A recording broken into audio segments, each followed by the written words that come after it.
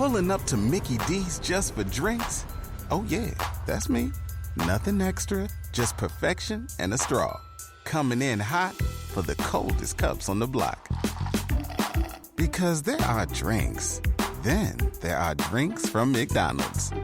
Mix things up with any size lemonade or sweet tea for $1.49. Perfect with our classic fries. Price and participation may vary. Cannot be combined with any other offer. Ba-da-ba-ba-ba.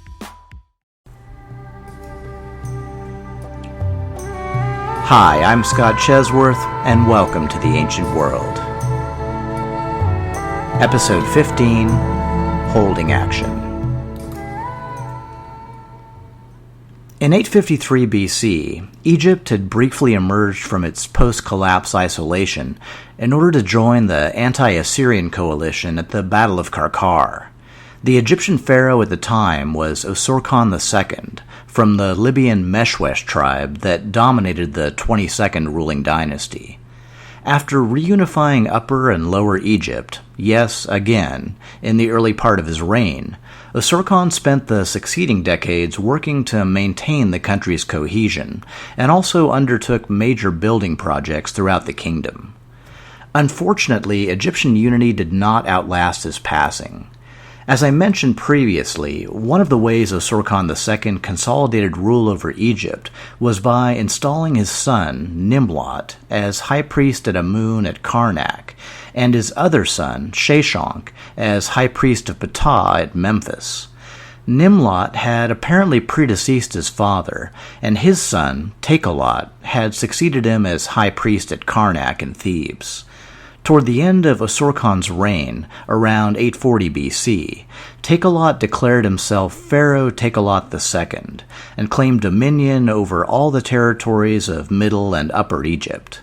He based his new 23rd ruling dynasty at Henan Nesut, later known as Heracleopolis Magna, to the north of Thebes. Upon Osorkon II's death in 837 BC, the pharaoh Sheshonk III ascended to the throne at Tanis. Who was he? Well, he apparently wasn't the son of Osorkon high priest of Ptah, Sheshonk. In fact, we don't really know who the heck he was, or what the basis of his claim to the throne was. Sheshonk III did marry Osorkon's daughter, Jesbast Peru, if that helps. But long story short, the 22nd Egyptian dynasty he now ruled only held sway over the territories of Lower Egypt. As if this split weren't enough, in the 11th year of Takelot II's reign, he was faced with his own insurrection in Thebes, led by Pejubast, a Theban noble of Libyan ancestry.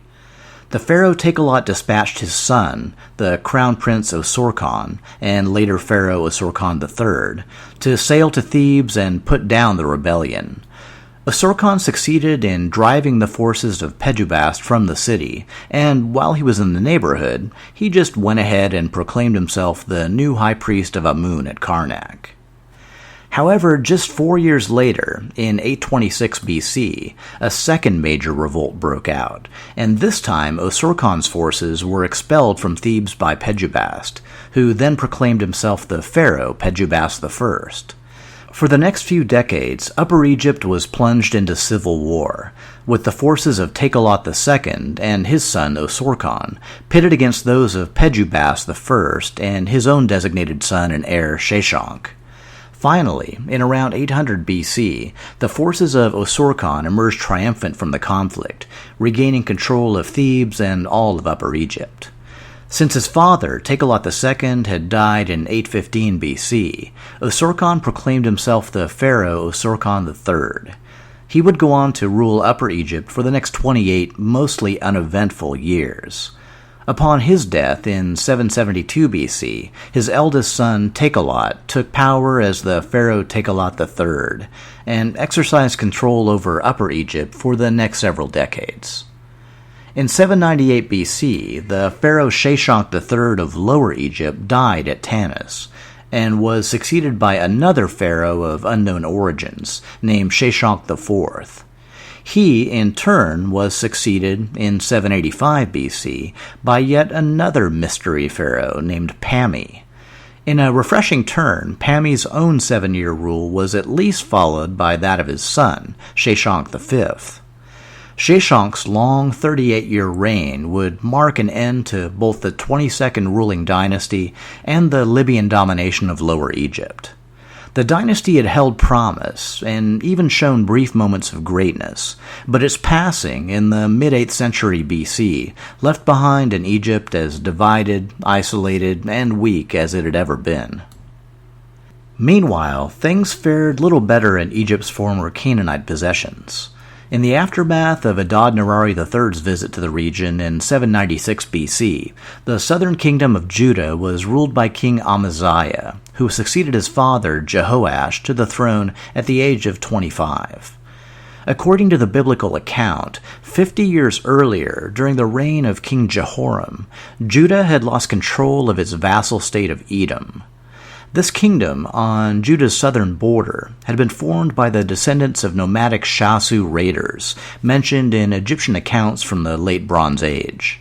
Over time, Edom had grown more wealthy and powerful, both through copper mining and through its role in the caravan trade between Egypt, the Levant, Mesopotamia, and southern Arabia. According to biblical tradition, the southernmost area of Edom, near the Sinai Peninsula, may have also been where the worship of the god Yahweh first originated. King Amaziah decided that the time had come for Judah to reclaim its former possession. With Judah's military diminished in the aftermath of Aramean predations, Amaziah first decided to recruit a mercenary army from the northern kingdom of Israel. But a prophet of Yahweh put the kibosh on this plan, probably raising the standard complaint about fraternizing with those idolatrous Israelites, and told King Amaziah that if he relied on Judah's forces alone, he would be victorious. Following the prophet's advice, Amaziah attacked and defeated the Edomite army, even managing to seize their capital of Selah, modern Petra in Jordan, but was never able to entirely subdue the kingdom. Sometime later, flushed with this quasi-success, King Amaziah decided to challenge King Jehoash of Israel to battle. Preoccupied with the mutual threat of Aram-Damascus, it had been decades since the two kingdoms had openly warred against one another. Fed up with Judah's holier-than-thou attitude and general outsized arrogance, King Jehoash basically sent a reply of "Bring it on." He gave the knife an extra twist by claiming that Israel was fighting a holy war against Judean idolatry, as it was apparently common knowledge that King Amaziah had begun to worship several of the idols he had taken from the Edomites. Around 783 BC, the two armies met at Beth Shemesh, on the borders of Dan and Philistia, and King Jehoash utterly routed the forces of Judah. He then advanced on Jerusalem, broke down a portion of the city wall, and carried away the treasures of both the temple and the royal palace. He also took Judean hostages for good measure, to ensure the continued peaceful conduct of the southern kingdom. In defeat, King Amaziah fled to the city of Lachish, where he was eventually murdered. The throne of Judah was inherited by his young son, Uzziah, who ruled for the next several decades. Portrayed in the Bible as a vigorous and able king, Uzziah was both a pious follower of Yahweh and an innovator in the art of warcraft, patronizing engineers in their development of weapons for the defense of cities. Later in his reign, he was apparently struck with leprosy, and effective control of Judah passed to his son, Jotham, in 751 BC. Soon after his victory at Beth Shemesh, King Jehoash of Israel also died. His relationship with Yahweh had always been complicated. He'd fought Judah in the name of religious orthodoxy, and was at the bedside of the prophet Elisha as he lay dying. But he also made sacrifices to the golden calf as part of a public ceremony in Bethel, and as a topper had even begun worshipping the Edomite idols he had taken as booty from Jerusalem. Man, those must have been some pretty impressive idols. Anyway, after a period of co-regency, his son and successor, King Jeroboam II, became sole ruler of Israel in 782 BC. The biblical account, corroborated by archaeological evidence, characterizes Jeroboam's 30-year reign as among the most prosperous that Israel had ever known. This prosperity was mainly built on trade, in commodities such as olive oil and wine, with both Egypt and, to an even greater degree, Assyria. Jeroboam was also blessed with a surplus of buzzkill prophets, among them Hosea, Joel, Jonah, and Amos, all of whom spent their time railing against the increased materialism that grew hand in hand with Israelite prosperity. In addition to wealth, Israel also grew in both population and military strength under Jeroboam II's rule. In a nice piece of payback, Israelite forces attacked the weakened kingdom of Aram Damascus, formerly the terror of the region, and managed to successfully sack the capital, as well as extend Israelite control over the Aramean city-state of Hamath, modern Hama. In 752 BC, Jeroboam II was succeeded by his son Zechariah, who ruled for only 6 months before being murdered and having his throne usurped by Shallum. Shallum, in turn, only ruled for a month before being besieged in the capital of Samaria and then executed by an Israelite general named Menahem. King Menahem would go on to restore stability to the kingdom, forming a new Israelite ruling dynasty under the house of Gadi. Meanwhile, to the east, in Babylonia, stability was nothing more than a distant memory. Their last truly great king, Nebuchadnezzar I, lay 3 centuries in the past, and it had been a century since Nabu-shuma-ukin had succeeded in checking Neo-Assyrian advances into Babylonia through force of arms.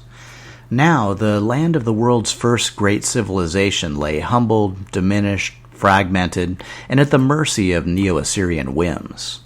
Luckily, the Neo-Assyrians frequently had other fish to fry, so Babylonia played it quiet, kept their eyes downcast, and tried not to attract attention, meanwhile doing what they could, quietly, to preserve at least some sense of what they'd been.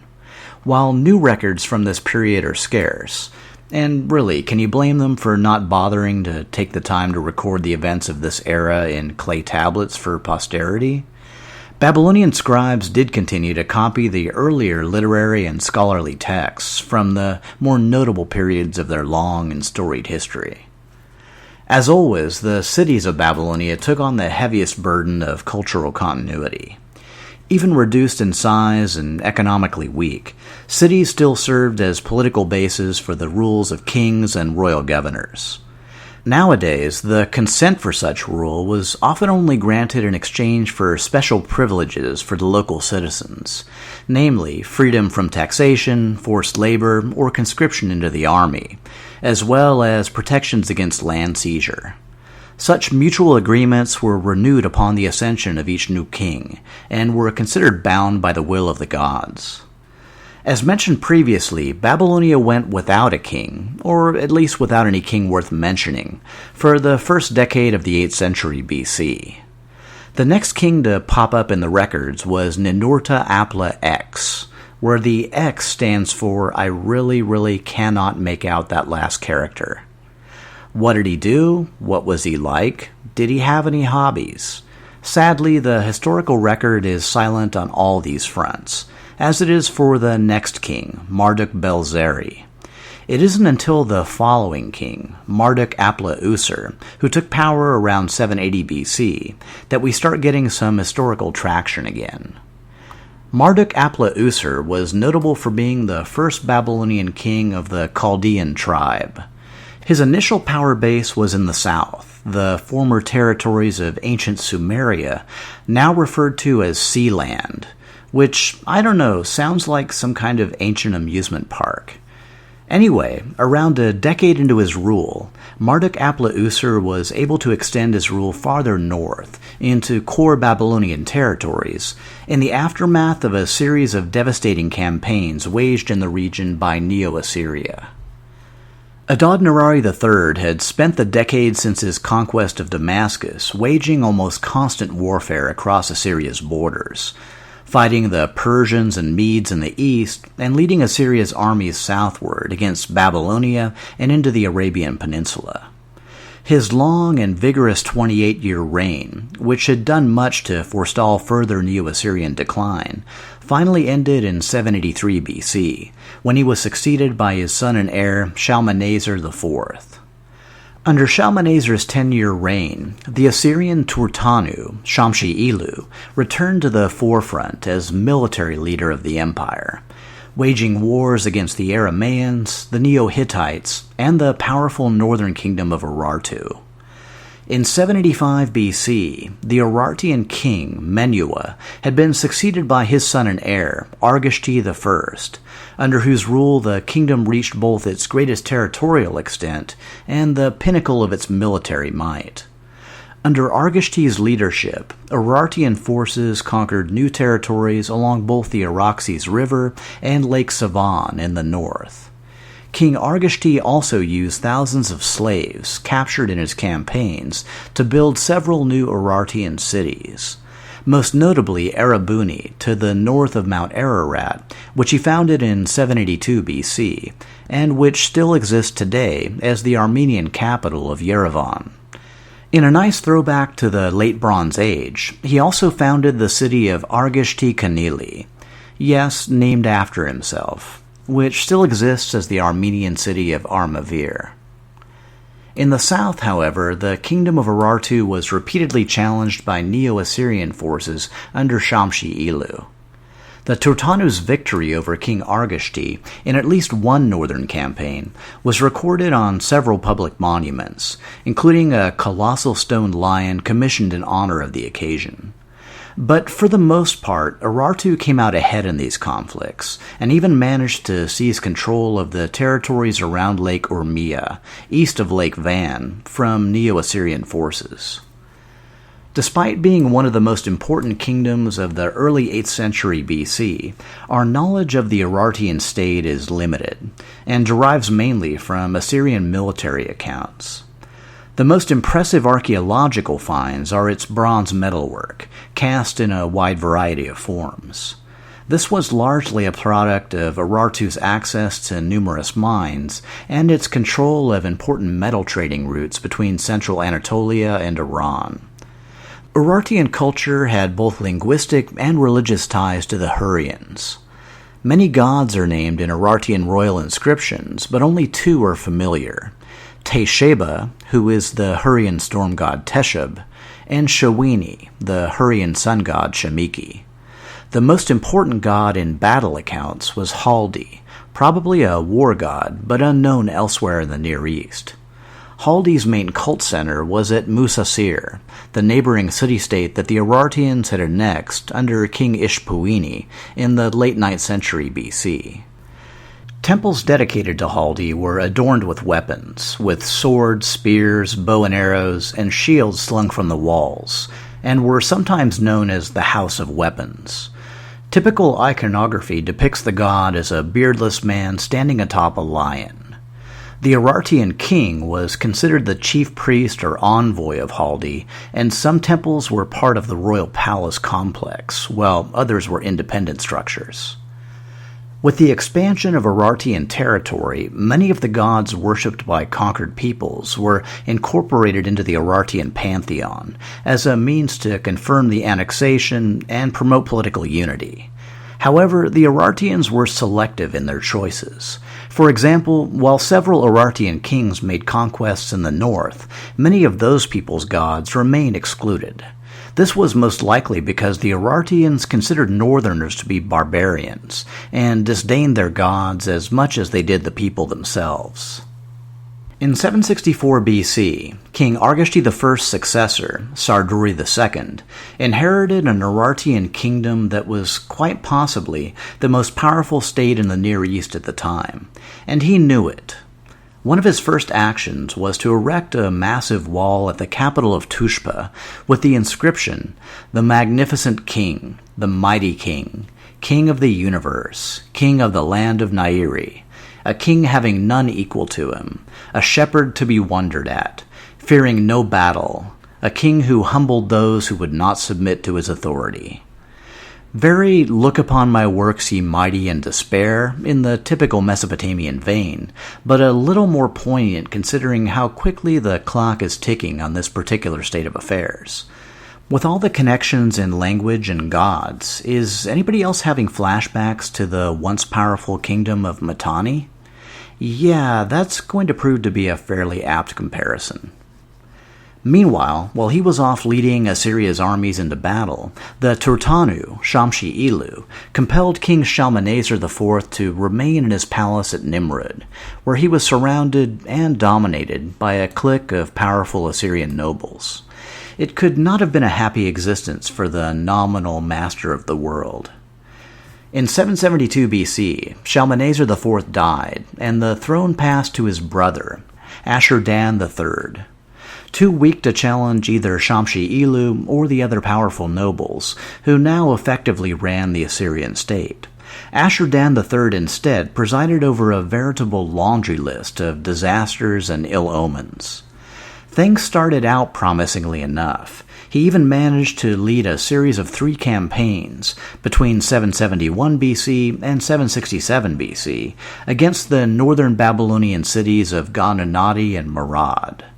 It was these assaults that had weakened Babylonian power enough for the southern Chaldeans, in the form of Marduk-apla-usur, to expand their influence northward. But these victories would also turn out to be the high point of Ashur-dan's reign. 2 years later, Assyria was hit by a major plague that devastated the population. 2 years after that, major rebellions broke out in the cities of Ashur, Arapka, and Guzana, which were only quelled by the effects of a second major plague that swept the land 4 years later. To cap it off, the rebellions in 763 BC had coincided with a super ominous near-total solar eclipse, recorded by the Assyrians as Shamash Akalu, or Broken Sun. I'm guessing it was fairly hard for Ashur-dan III not to take all of this a bit personally. Meanwhile, in Babylonia, Chaldean power became further entrenched under the rule of Ariba-Marduk, who succeeded Marduk-apla-usur to the throne in 769 BC. A member of the Bit Yakin tribe, one of 3 leading Chaldean tribes along with the Bit Dakuri and Bit Amukani, Ariba-Marduk would later be given the title Reestablisher of the Foundations of the Land, and was credited with restoring at least some stability to the kingdom after decades of turmoil. He would also be looked back on as something of a father figure by later Chaldean kings. Ariba-Marduk's origins and the nature of his claim to the Babylonian throne are unknown, but it's been speculated that he may have been the son of one of 5 unnamed kings who held power briefly at the dawn of the 8th century BC. Ariba-Marduk continued Marduk-apla-usur's efforts to consolidate southern rule over northern Babylonia, defending the cities of Babylon and Borsippa against nomadic incursions and restoring fields and orchards to their rightful owners. On the religious front, Ariba-Marduk returned the throne of the god Marduk to his temple, called the Esagila, in his patron city of Babylon, and also restored a portion of the temple of Ishtar in the ancient city of Uruk. In 761 BC, he was succeeded to the throne by Nabu-shuma-ishkun, a Chaldean king of the Bit Dakuri tribe. A contemporary account, written by Nabu-shuma-imbi, the governor of the important city of Borsippa, records Nabu-shuma-ishkun's reign as a time of weakness and regional autonomy, punctuated by frequent struggles over agricultural land. In the governor's own words, disorders, disturbances, revolt, and turmoil occurred in Borsippa, the city of truth and justice. During the reign of King Nabu-shuma-ishkun, the Dakurian, the Babylonians, the Borsippians, the people of the town of Duteti, which is on the banks of the Euphrates, all the Chaldeans, Arameans, and the people of Dilbot sharpened their weapons for many days to fight with one another, and slew one another. Moreover, they fought with the Borsippians over their fields. The streets of Borsippa and its temple area became a nightly battleground between rival factions. The strife apparently reached its pinnacle in the 5th year of the king's reign, when the cult idol of the city god Nabu was prevented from making its customary New Year's pilgrimage to Babylon. It took several more years for the king and local officials to restore order, after which the governor was able to effect repairs on the temple of Nabu and its damaged storehouses. Back in Assyria, in the wake of all the plagues, revolts, and, solar eclipses, Ashur-dan III probably would have been surprised to learn that a few years after his death, his reign might have been looked back upon wistfully as the good old days.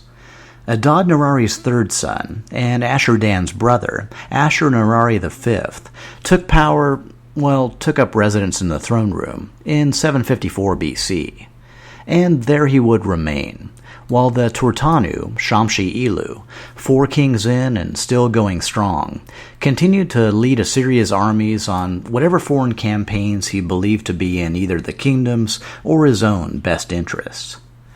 Ashur-nirari V, meanwhile, was left to contend with an empire in a near-perpetual state of revolution, and simultaneously forced to bribe local dignitaries with large gifts and land grants in order to shore up his increasingly tenuous rule.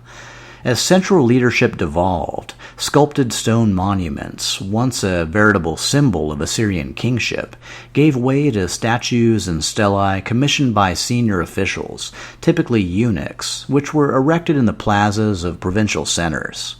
Local governors devoted their energies to ensuring the prosperity of the regions under their own control, and provincial resources stopped flowing into the royal court at Nimrud.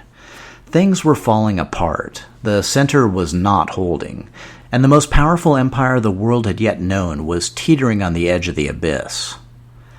Next time, Assyria's downward slide will finally be halted, and reversed to an almost unimaginable degree, by a ruler who would grow to become so powerful and feared by all the lands and peoples of the Near East that he would later be referred to simply as the Assyrian. And if you've followed the history of Assyria over the course of this podcast series, you probably have at least some idea of how terrifying that nickname can be. Under his 18-year rule, this former general will hone the Assyrian army and civil administration into a highly efficient engine of conquest, growth, and assimilation, outmatching even the grandest dreams of Ashur-nasirpal II and Shalmaneser III. In the process, he will also abolish the last traces of independence from Assyrian vassal states and deport hundreds of thousands of conquered peoples from their homelands to the farthest flung corners of the empire. Meet Tiglath-Pileser III next time on The Ancient World.